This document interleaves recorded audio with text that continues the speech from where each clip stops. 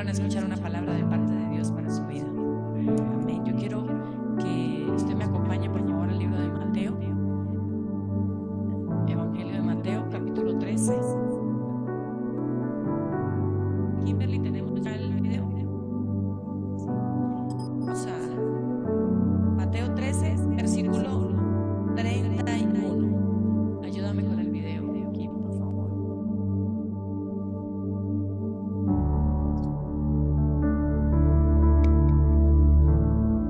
Amén. ¿Cómo dice Mateo 13, del 31 al 32? Dice: la siguiente es otra ilustración que usó Jesús. El reino del cielo es como una semilla de mostaza sembrada en un campo. Es la más pequeña de todas las semillas, pero se convierte en la planta más grande del huerto. Crece hasta llegar a ser un árbol y vienen los pájaros y hacen nidos en las ramas. Amén. Vamos a apagar aquí las luces un momentico más y vamos a ver un pequeño video.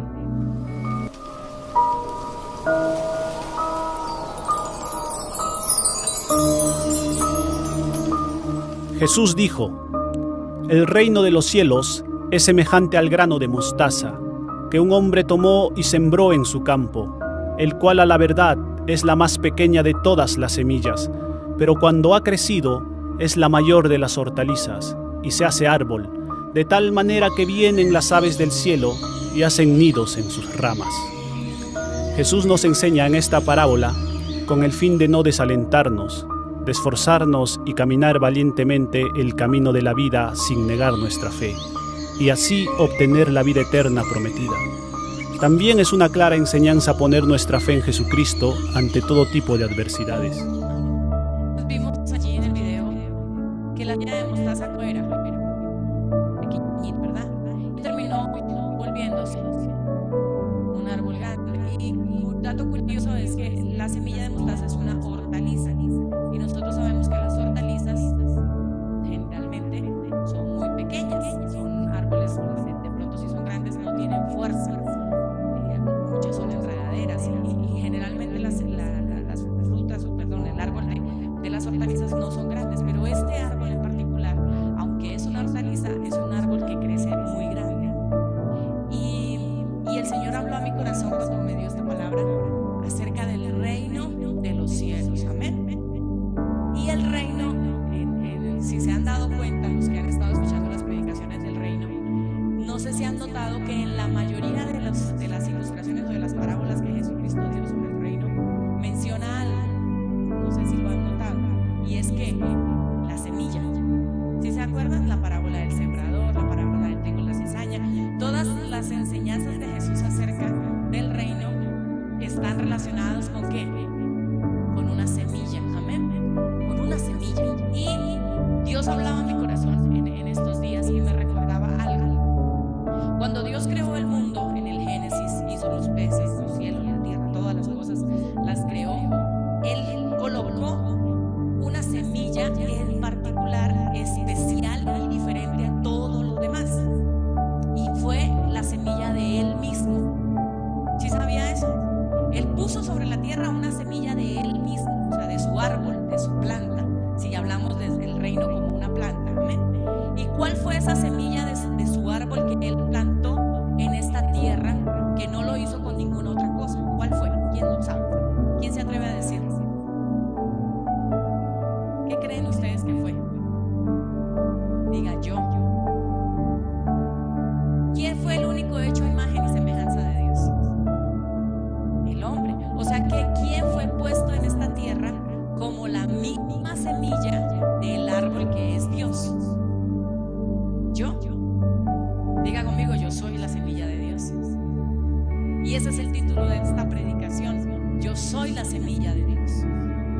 Verifica más claramente cómo es el tamaño de esa semilla. ¿Y cómo dice Jesús que es el tamaño de esa semilla?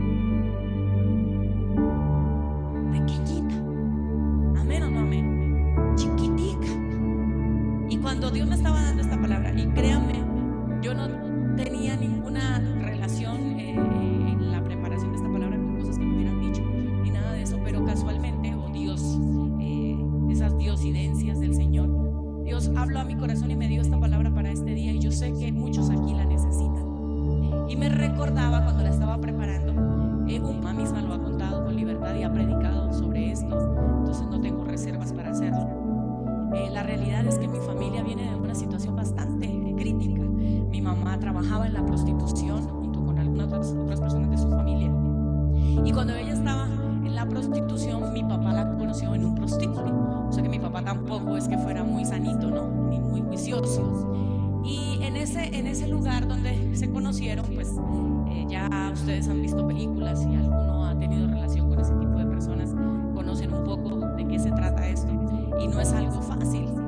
Y resulta que mi mamá, mi papá era uno de sus clientes, y este cliente, aunque parezca de novela, se enamoró de la prostituta, y entonces él empezó a cortejarla y a molestarla, pero mi mamá estaba en sus negocios, ella no estaba pensando en amores ni romances.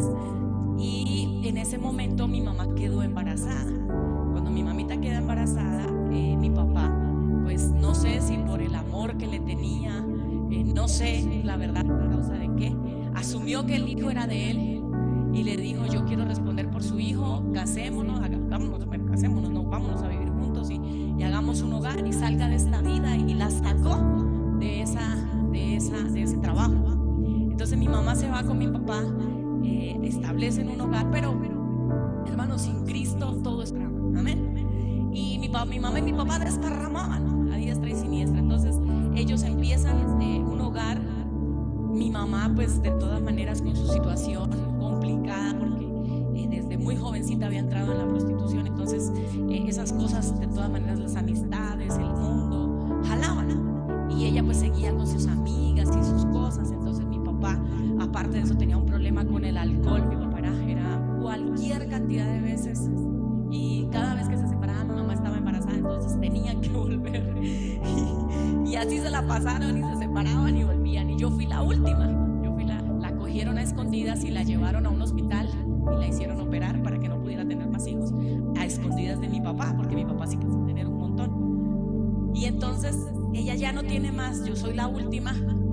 Y pues cuando ya no hubo más hijos pequeños, las crisis comenzaron a aumentar. Las situaciones entre mis padres se empezaron a hacer cada vez peor, y los divorcios, las separaciones eran permanentes. Yo me recuerdo que un tío tenía la maña de decir: ya van en el round 60, ya van en el 70, porque se divorciaban y se separaban y volvían, y así se la pasaban. ¿Y quiénes son los que sufren en esos procesos?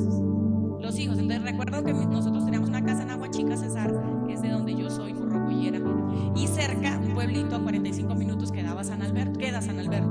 Entonces mis tías, mi abuelita, mis abuelos, por parte de mamá, vivían en San Alberto. Entonces mi mamá, cada vez que se estaba, nos llevaba de paseo a San Alberto. Durábamos en San Alberto unos meses y regresábamos, y así nos la pasábamos. Después era el que se iba para San Alberto, y bueno, una cantidad de cosas fuertes. En la tierra donde vivimos también hubo problemas. Estábamos en esa época del paramilitarismo, donde la guerrilla y los paramilitares, se enfrentaban. Recuerdo que en mi niñez tuve que esconderme varias veces debajo de la cama por los enfrentamientos en esos pueblos. Era una cosa fuertísima. Usted se ve esas novelas, bueno, y eso es chiste para lo que en realidad se vive. No sé si alguien más lo haya experimentado, y la violencia en el pueblo era tremenda. Al final mi papá toma la decisión, cuando yo tengo 11 años, de irnos a vivir a Santa Marta. Cuando yo me voy para Santa Marta, nosotros pensábamos que pues al cambiar de ciudad todo iba a ser diferente, pero en realidad fue peor, porque mis papás, ya como mi mamá no podía irse para el pueblo vecino, entonces se separaban, y mi mamá vivía a unas cuadras, y entonces cada vez que se separaba de mi papá conseguía otro, y entonces yo tenía que ver a mi mamá con los otros. Casi siempre yo me iba con mi mamá por ser la menor. Entonces viví alrededor de unas 60, ¿no? Yo no estaba exagerando, 50, 60 separaciones, en donde mi mamá siempre me llevaba con ella y me alejaba de mi padre. Cuando yo tenía 13 años, nos abandona ya por última vez, y digo por última vez porque nunca más volvieron. Bueno, en ese momento ya no hubo reconciliación. Mi madre se va, esta vez nos deja con mi papá. Ya yo tenía 13 años, mis hermanos eran mayores, y mi mamá se va para otra parte y comienza a andar con un muchacho que tenía la edad de mi hermano mayor. Entonces Y yo quiero que usted me entienda un poco las heridas, el resentimiento, la ira. Para ese momento yo no tenía ni idea de dónde había salido mi mamá, no sabía nada, no sabíamos nada. Nosotros, yo sí veía muchas cosas raras. Mi hermano mayor, quien también se iba conmigo siempre que se separaban, cayó en las drogas, cayó en una cantidad de cosas fuertes, y yo era testigo de todo eso. En mi infancia veía todas esas cosas, veía a mi hermano meter a sus amigos a fumar marihuana, y mi mamá preferir aceptar eso para no tener que ver a mi hijo salir de casa y exponerse en la calle. Entonces, todo eso creó una cantidad de amarguras, de resentimientos. Mi mamá se va ya por última vez cuando yo tengo 13 años, y al salir de casa ella empieza a andar con el otro hombre. Entonces mi hermana y yo, que éramos como uña y mugre, nos decidimos alejar definitivamente de mi mamá. Decimos, no nos conviene, lo que mi papá dice de ella es verdad, porque los padres cometen el error de hablar mal de sus parejas y no saben el daño que le hacen a los hijos. Entonces mi papá se la pasaba hablando pestes de mi mamá, y mi hermana y yo empezamos a decir, es cierto, todo lo que nos dice es verdad. Entonces comenzamos a alejarnos de mi mamá. Mi mamá, al ver la distancia con nosotros, ella decide irse de la ciudad, y ahí sí no la volvimos a ver. Cuando yo tengo 17 años, mi hermano mayor se enferma de SIDA y muere. Con la muerte de mi hermano se descubre o sale a la luz la prostitución, sale a la luz el trabajo de mi madre, sale a la luz la drogadicción de mi hermano, sale a la luz todas esas cosas que estaban escondidas. Cuando mi hermano muere, toda esa olla podrida se destapa. Todos los hijos nos enteramos de lo que realmente había sucedido. Entonces todo eso crea mayor resentimiento, mayor amargura en el corazón. En ese momento yo conozco a un muchacho, Héctor, y me enamoro de él. Ahora lo sé porque ya he madurado, pero en ese tiempo pues pensaba que era mi primer amor. Pero en realidad yo pienso que era un escape a todo lo que estaba viviendo. Entonces yo comienzo a andar con Héctor, y resulta que Héctor había sido cristiano, y el muchacho estaba apartado del evangelio. Para ese momento estaba apartado, pero él había sido líder de jóvenes, se había bautizado, mejor dicho, y él se hace mi novio. Y entonces él comienza a hablarme del evangelio, comienza a hablarme de Jesús, me invita a la iglesia. Pero yo era católica, apostólica y colombiana de pura cepa. Yo no soltaba mi religión, y no era de cuento, no era de que yo soy católica por decir. Yo era de verdad practicante. Yo estudié todas esas escuelas que usted nunca escuchó, catecismos, el discípulo, todas esas poco de cosas. Todo eso yo lo estudié para ser catequista. Incluso pensé en algún momento ser monja, porque me apasionaban siempre las cosas de Dios. Y cuando me empiezan a llevar a la iglesia cristiana, yo decía, no, yo no quiero ir por allá, porque yo no le voy a traicionar a mi religión. Y yo enfrascada en mi religión, metida allá en la iglesia, empiezo a acompañar a mi novio por darle gusto, pero no porque realmente a mí me gustara el evangelio. La estocada, hermano, final. Cuando cumplo 18 años, mi novio se reconcilia con Cristo, y pues obviamente Cristo mata cualquier cosa. Entonces cuando mi novio se reconcilia con Cristo, termina conmigo. Yo abandonada de mi madre, mi hermano acaba de morir, y este sinvergüenza viene y me deja por Jesucristo, y me lo dice, no, es que yo tengo que escoger entre tú y Jesucristo, y yo me voy a meter con Jesucristo. Y yo, no es posible. Más rabia le cogí al evangelio, porque yo decía, esos evangélicos locos, ¿cómo Dios me va a querer hacer sufrir así? Era lo que yo pensaba. ¿Cómo Dios me va a querer hacer daño si Él sabe que yo lo amo? ¿Y cómo Dios me lo va a quitar? Y entonces empiezan unas cosas fuertes en mí, pero mucho de lo que Él me predicó a mí me quedó. Entonces Él me habló del ayuno, me habló de la oración, me habló de la lectura bíblica. Y entonces yo desde ese momento, a los 18 años, comienzo a practicar las cosas que mi novio me había dicho, siendo católica, pero las empiezo a poner en práctica. Y yo digo, ya verdad, yo nunca leo la Biblia, yo nunca oro, yo nunca hago ayuno. Recuerdo mi primer ayuno, aguanté hambre, hermano, porque es que presencia de Dios, ni qué presencia de Dios. Pero yo empecé a practicar todo eso. Y cuando comienzo en la práctica de estas cosas, a los 19 años, apenas cumplí mi mayoría de edad, yo salí volando de mi casa porque yo culpaba a mi papá por todo lo que nos había pasado. Yo decía que mi papá era el culpable de lo que mi mamá había hecho, era el culpable de la muerte de mi hermano, era el culpable. Y entonces yo me voy de la casa a los 18 años a buscar a mi mamá, y cuando llego donde mi mamá, me encuentro que mi mamá está viviendo con un muchacho un poquito mayor que yo y le está criando dos niñas pequeñas. Entonces entra un choque fuertísimo porque yo digo, esta no nos crió a nosotras y sí está criando las hijas de otro. Y entonces me decepcioné de mi mamá, entonces también dejé a mi mamá y me fui a vivir sola y empecé a trabajar y empecé a hacer mis cosas para seguir adelante. Pero el Señor ya me estaba haciendo coquitos. Desde los 17 años que me habían predicado, ya el Señor había puesto sus ojos sobre mí. Yo ya había hecho la oración de fe, yo creo como unas 7 veces. Cada vez que iba a la iglesia decía, pasa al frente, ¿qué quieres hacer? Y entonces mis amigos empezaban, ¿qué pasa? ¿Qué es? Y yo iba, Señor Jesús, yo te recibo, mi Señor. Yo no tenía ni idea de lo que decía. Lo cierto es que cuando llego a los 19 años, estoy viviendo en Bucaramanga en ese momento, yo estaba en una depresión, hermano, una tristeza, unas ganas de morirme. Y una tía está mirando el canal de Enlace y pasan en Enlace una campaña evangelística en Bucaramanga. El pastor Claudio Freison, no estoy 100% segura, pero creo que fue él. Y este dice que si te sientes solo, bueno, esas ustedes ya saben las propagandas de los evangélicos, ¿no? Y entonces yo estoy mirando eso y digo, uy, chévere. Y mi tía me dice, vamos, Jensi. Y yo, sí, yo quiero ir. Y ese domingo nos arreglamos y nos fuimos para el estadio de Bucaramanga y llegamos allá. Y cuando yo estuve en medio de una multitud inmensa, yo estaba por allá, bien atrás, este pastor estaba predicando y dio una palabra muy linda. Y en medio de la predicación él dice esto: hay una jovencita aquí, está entre los 18 y 19 años, que le hizo una promesa a Dios cuando tenía 14 años y le dijo al Señor que iba a llegar virgen a su matrimonio. No quiero ser chismosa, pero si no cuento el chisme completo no me va a entender. Hacía más o menos 2 semanas antes de esa campaña yo había perdido mi virginidad. Cuando este hombre dice, cuando hiciste 14 años le dijiste al Señor, le hiciste una promesa a Dios y le dijiste que ibas a llegar virgen a tu matrimonio, y hoy estás frustrada y amargada, más que por todos los problemas que tienes, porque no pudiste cumplirle a Dios tu promesa.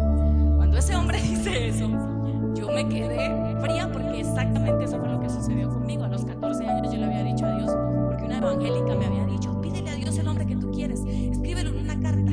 Y en esa carta yo coloqué, quiero un cachaco costeño, morenito, aunque no lo crea, igualito al que tengo. Y recuerdo que firmé la carta diciéndole, Señor, y te prometo que me voy a guardar virgen hasta que llegue este hombre y me case. Pura carrera. Cuando está este pastor diciendo eso, yo escucho eso, a mí eso me impacta. Y yo digo, este tipo, ¿por qué está diciendo eso? ¿De dónde va a sacar semejante información tan exacta? Entonces a mí eso me impactó.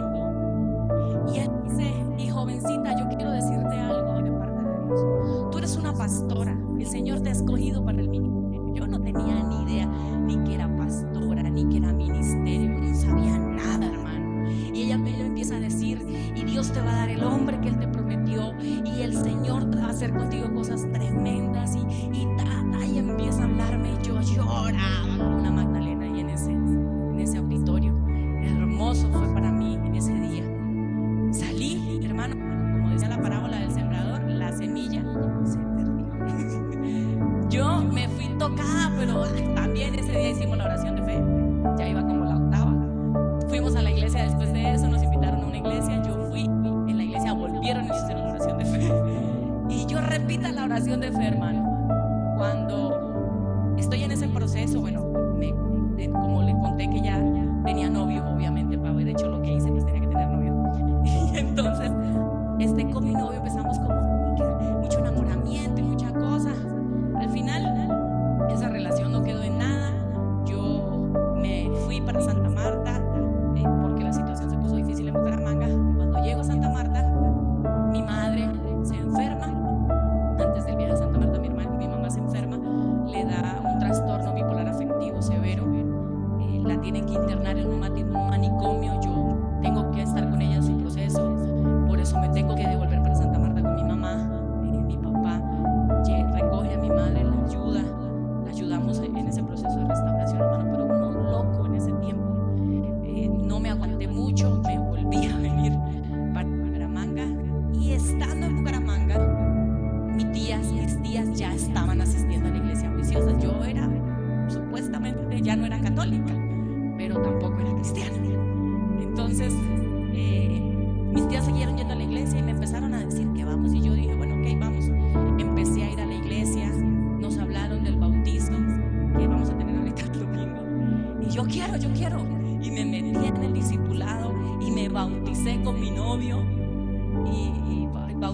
casándome y fornicando y bueno, un desastre completo.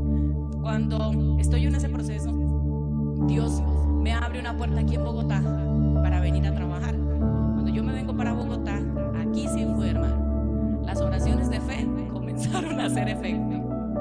Dios me metió en un proceso de 3 meses en donde casi me mata. No tenía ni alimento, no tenía techo. Me tocó refugiarme en la casa de amigos. Por favor, déjenme dormir en un rincón, en el piso. Pasé unas crisis terribles en una situación brutal.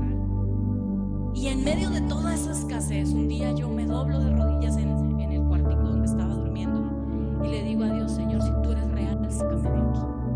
Si tú eres cierto, sácame de acá. Eso fue a las 9:30 de la mañana, marzo del año 2000. Y cuando yo del año 2002, y cuando yo estoy allá en esa cama, yo tengo una visión y veo enfrente de mí una pantalla negra en donde empiezan a salir títulos. Y los títulos decían: todos mis pecados, hipócrita, odias a tus padres, mentirosa, resentida, amargada. Y ahí empiezan a salir todos los pecados que yo tenía. Y cuando yo estoy leyendo esa lista, yo comienzo a llorar y yo le digo: Señor, yo pensaba que yo era buena. Yo pensaba que yo no le hacía nada malo a nadie. Y lloré amargamente y me arrepentí de corazón y le dije: Señor, si tú eres real, sácame de acá. Y yo te prometo que te voy a seguir el resto de mi vida. Ese día, a la 1 de la tarde, sonó el teléfono del apartamento de mi amiga y era mi hermano.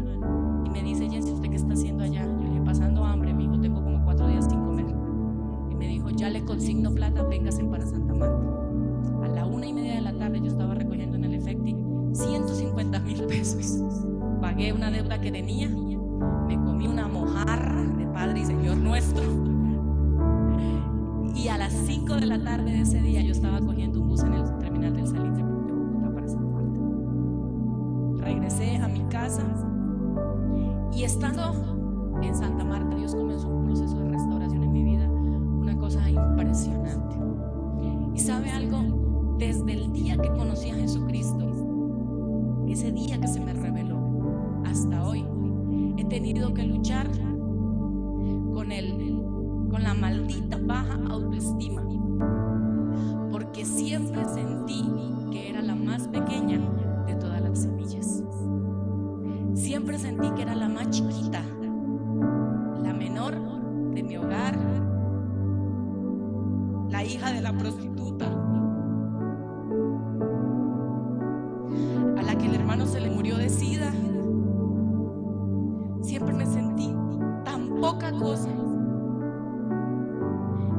Y cuando el Señor me da esta palabra, me empieza a recordar y me empieza a decir: tú eras la más pequeña de toda tu familia, pero eres la única pastora de tu casa.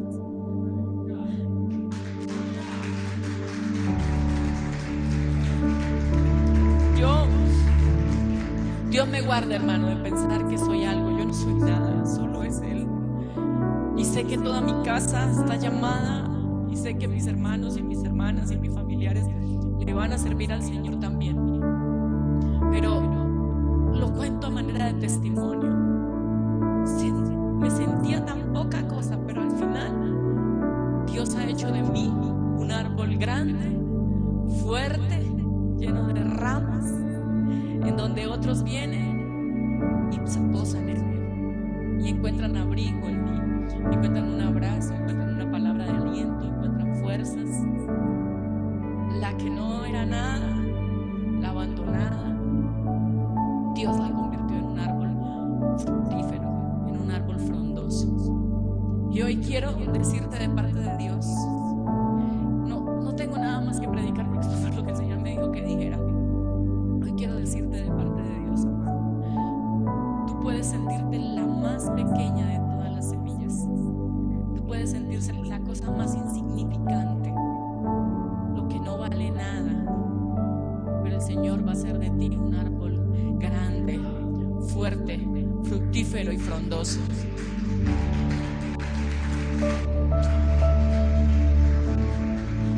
¿Cuántos creen eso? ¿Sabes por qué? Porque aunque a tu parecer y a mi parecer esa semilla sea pequeña y no sea nada, nosotros no conocemos el origen de la semilla. Lo que determina, escúchame bien esto, lo que determina tu crecimiento no es el tamaño que tienes cuando empiezas, sino de dónde proviene lo que tienes hoy. Eso es lo que determinará tu crecimiento.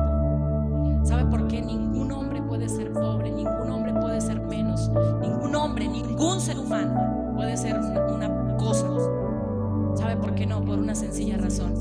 Porque todo hombre, todo humano sobre la tierra es la semilla misma del Dios vivo, plantado en esta nación, plantado en este mundo. Todos los seres humanos estamos diseñados genéticamente. Nuestro ADN está diseñado genéticamente para la grandeza, para la divinidad. Usted me comprende, hermano. Así que cada vez que usted y yo pensamos que somos poca cosa, cada vez que usted y yo sentimos que no somos capaces, que no podemos, hermano, estamos ofendiendo nuestros orígenes, estamos ofendiendo nuestra genética. Usted no es grande porque sea usted, usted es grande por de dónde proviene. Porque de donde usted viene, hermano, es el creador de los cielos y de la tierra, el dueño del universo. Así que hoy, en este día, quiero decirte de parte de Dios, te queda prohibido menospreciarte. Te queda prohibido pensar que no eres más. Porque tu genética es divina, tu genética es celestial y estás diseñado para la grandeza. El único que puede impedir que eso ocurra en tu vida eres tú. Si tú no entiendes esta palabra hoy, hermano, si tú no comprendes la genética que portas en tu vida, jamás darás fruto. Tienes que entender que esta semilla tiene que morir. Diga conmigo, tengo que morir. Porque la semilla, si no muere, no crece.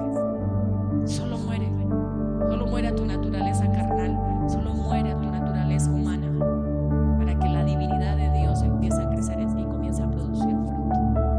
Amén. ¿Cuántos van a decir, Señor, yo creo? Dígalo conmigo, yo creo que yo tengo tu genética. Dígaselo al Señor, yo lo creo, Señor. Yo creo que me tienes para grandes cosas. Y hoy tomo la decisión de morir a mi naturaleza humana para que tú crezcas y para que tú seas dando fruto en mí y para que tus ramas se extiendan. Amén. ¿Cuánto le dan un aplauso al Rey de Reyes? Quiero terminar con esto. Cierro con esto. Dos cosas, hermano. Si eres semilla y estás dentro del orden de Dios, tú tienes que ser pequeño. Tienes que ser pequeño como una semilla, porque si no eres humilde, jamás vas a crecer grande. Hasta que tú no aprendas humildad y aprendas el tamaño que Dios te dio, porque Dios te dio un tamaño y tu tamaño es pequeño. No diciéndote que no significas nada, sino diciéndote que sin Él no puedes hacer nada. Si tú no eres humilde, hermano, es imposible que seas una semilla de Dios. Y lo segundo, esa semilla de mostaza, cuando se crece y se hace un árbol fuerte y grande y frondoso, no es que se haga grande y bonito para que la gente lo mire y diga tan bonito, tan bacano, mira cómo se volvió pastora, y mire cómo se volvió apóstol o apóstola, como me dicen a veces, mire cómo se volvió de grande. No, es para que muchas aves, para que muchas personas, para que otros puedan venir y posar en tus ramas. Si tú no tienes eso claro, hermano, jamás darás el fruto de Dios en tu vida. Para tú dar el fruto de Dios en tu vida tienes que tener humildad y ser pequeño y entender que cuando estés en la grandeza no va a ser para otra cosa sino para los demás. Amén. ¿Cuánto le dan un aplauso a Dios?